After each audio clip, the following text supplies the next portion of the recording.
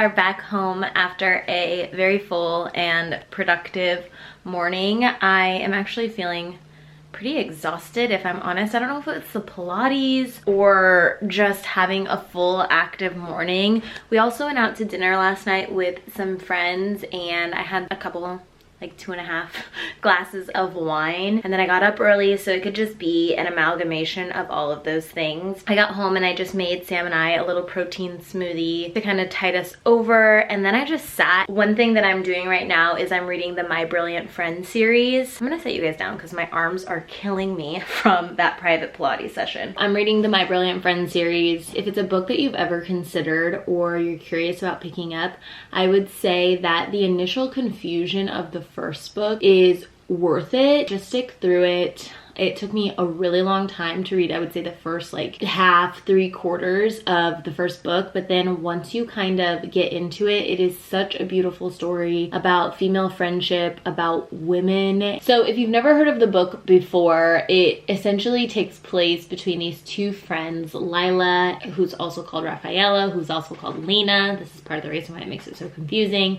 And then there's Elena Greco, her best friend since childhood, who they also call Lenu. And it's basically a story about their friendship and about what it meant to grow up in poor Naples, the sort of violence and the will to escape their situations and the deep bond that they have. And I think it's just a really beautiful, fictional, yes, but examination into what it means to be a female, what it means to be a friend. Elena Ferrante, who wrote the book, Elena Ferrante is actually also just like an alias. They actually don't know who wrote the books, which makes it all the more mysterious. But I think she just does a really beautiful job cataloging these deeper, complex feelings that I would wager a lot of women have experienced. So I love it. All that to say, I'm on the 4th book and I believe there are 3 seasons of the HBO television show out. And so it's kind of my comfort thing to just fall into the world of Lenu and Lila, whether that's through books or through the TV show. So when I got home, made a smoothie, Sam went to the driving range, and I just sat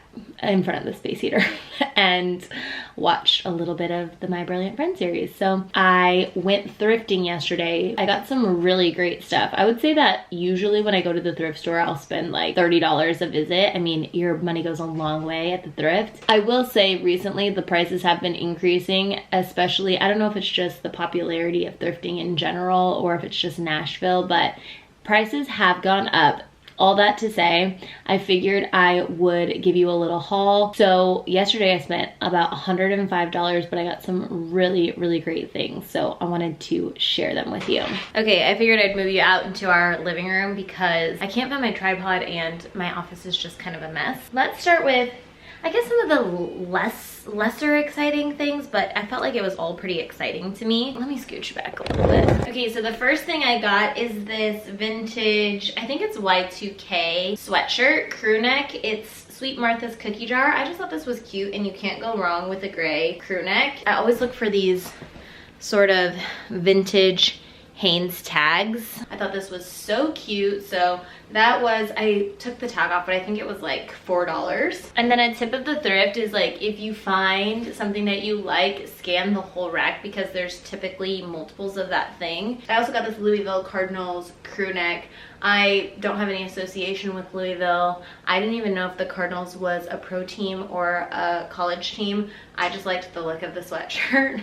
So this one was $10, so a little bit more pricey. This is what I'm talking about. The prices are getting a little bit out of hand. Keeping on the clothing train, I also got this top. One thing I'm really good at thrifting, and I think just encompasses my wardrobe in general, is it's all pretty timeless. It's a lot of good denim, good sweaters, good jackets. One thing I really struggle with is going out looks or like more trendy looks. So when I went to the thrift store yesterday, I was like, okay, I'm going to, oh, is that?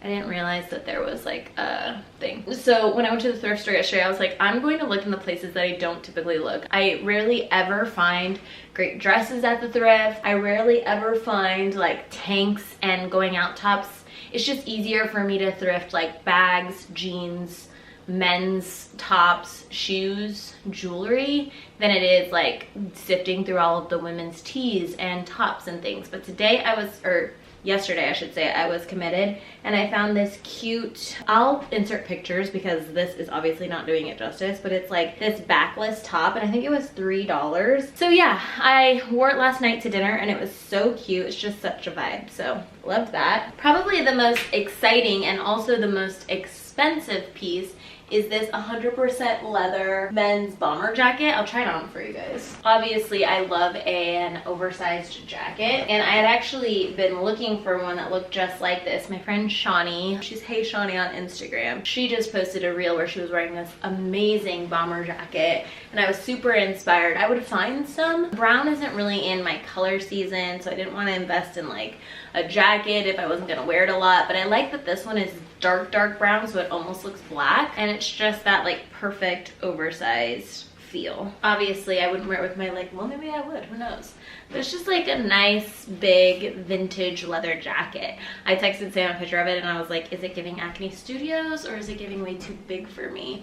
But I think we both landed on the fact that it's pretty cool and I'm really into it. So that jacket was the most expensive piece. It was $41, which I'm like, back in the day, I would say even like a year ago, you could have thrifted something like this in Nashville for like 18 bucks top, but the prices, I think they're really starting to know what they have in there. Random, but I also got this cute butter dish. I brought this home and Sam was like, what do we need that for? But I really argue that everybody needs a good butter dish.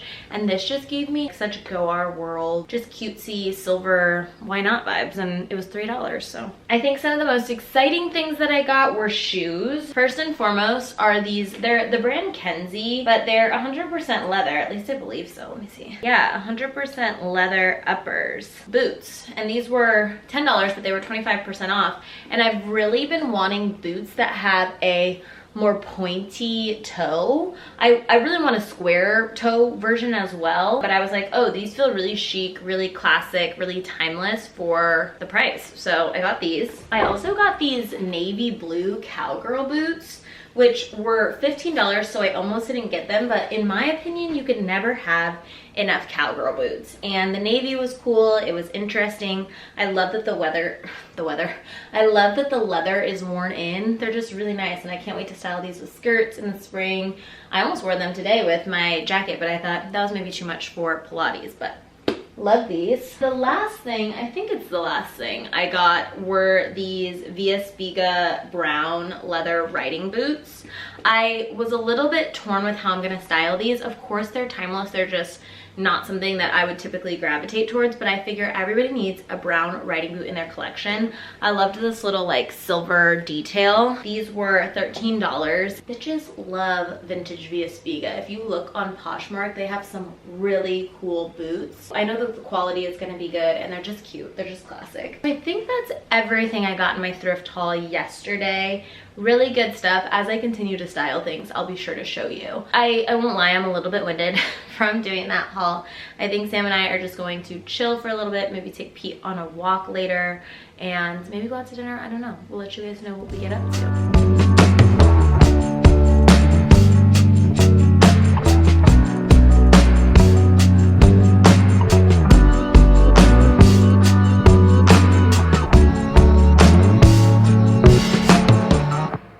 Hello again. Today is like the day that never quits, but I figure what better of a day to vlog than on a day when there's lots of exciting things going on. Got back from a walk. I did a little editing on the video that's gonna go up hopefully tomorrow, and we're getting ready to go to dinner with a couple of friends, something just casual, a burger in the neighborhood. I'm just loosely freshening up, and I figured I would show you this way that I have been doing like a fake blowout lately. Yesterday when I went to dinner, I actually used the Revlon blow dryer brush and I did that, but I found that it made my hair a little bit straight, and I like it to have a little bit more bounce, a little bit more curl, so this is a method I really like. I use just this, I don't even know what, oh, this is GHD 1 1/4, I think, inch curling iron, and I'll curl my hair under like so, and I'll just leave it in for a couple of seconds. But then what I do is when I let it out, I wrap it in a, what do you call these? Hot roller? No, this isn't a hot roller. This is called a Velcro roller. And then I use one of these like creaseless pins to just hold it there. To the other side, I opened my mirror to put my camera up, and so I can't really see except for on the viewfinder, so we're working with what we have. And I'll just do this all over my head, and then I'll freshen up my makeup and let them down. So I will show you what it looks like once it is all set up, and then again once we take it out. So once all the rollers are in, it looks something like this. I do everything towards the face underneath, so it really has that blowout look, including the bangs. I don't know if that's correct, but that's what I do.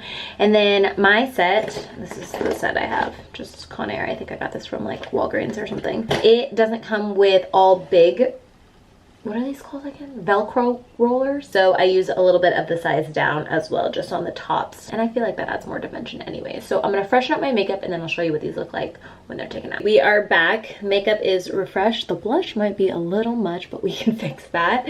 So I will show you what these look like when we take them out. I'm gonna be kind of gentle. You could also, while these are setting, spritz a little hair perfume or a little regular perfume in them so that your hair smells nice when you take it down. I don't know about you guys, but I am so excited for Usher to do the Super Bowl performance. That is like my guy. Well, any like 90s R&B really is my favorite type of music, but I just think it's gonna be so good. Oh, I don't have any lip gloss on as well, so don't judge me for that. I'll put a little bit of hair oil in. This is the Verb hair oil. I like it. I don't really have any other oils right now. I'm just trying to use this up, so it's good. It's not super heavy, which I like. And yeah, that's sort of the look. If I want to take it a little further, I would use maybe a little bit of Living Proof dry shampoo. I'll put just a little bit, just as a refresh.